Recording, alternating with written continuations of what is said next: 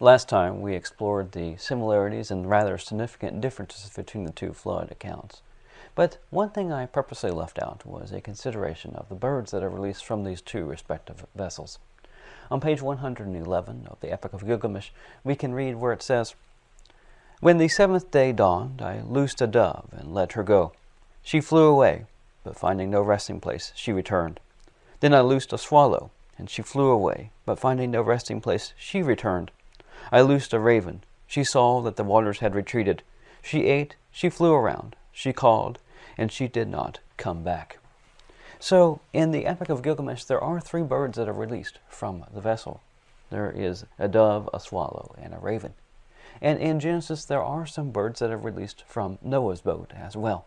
This is in Genesis chapter 8, verses 6 and following, where it says, "And it happened at the end of 40 days, that Noah opened the window of the ark which he had made, and he sent out a raven, and it went forth to and fro, until the waters were dried up from the earth. And he sent forth a dove from him, to see if the waters had abated from the face of the ground. But the dove found no rest for the sole of her foot.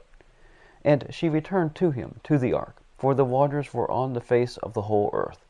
And he put out his hand, and took her, and brought her in to him into the ark. And he stayed yet another 7 days, and again he sent out the dove out of the ark. And the dove came in the evening to him, and behold, in her mouth an olive leaf plucked off. So Noah knew that the waters were abated from the earth.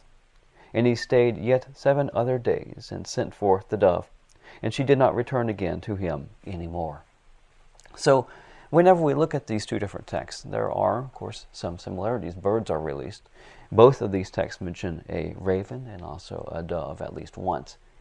But whenever we look at the Genesis account, again, it has further details about the 7 days, and also it has the reference to the olive leaf that is not found in the Epic of Gilgamesh.